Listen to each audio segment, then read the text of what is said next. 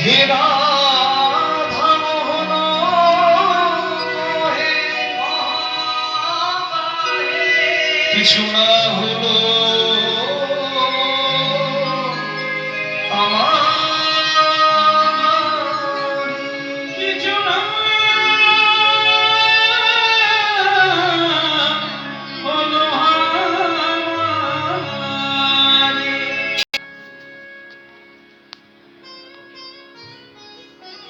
কলিযুগ পাবন অবতার শ্রী গৌরাঙ্গ মহাপ্রভু সংকীর্তনে পিতা শ্রীকৃষ্ণ চৈতন্য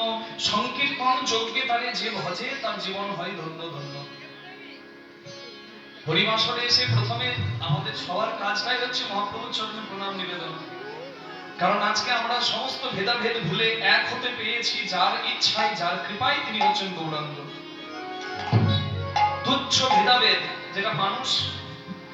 মানুষকে আলাদা করেছে, জাতের ভেদাভেদ, ধনের ভেদাভেদ, কেউ ধনী কেউ দরিদ্র, কেউ রূপবান কেউ কুৎসিত, কেউ ব্রাহ্মণ কেউ বৈষ্ণব, কেউ শূদ্র, কেউ মূর্খ কেউ পণ্ডিত, এই সাধারণ ভেদাভেদ গুলো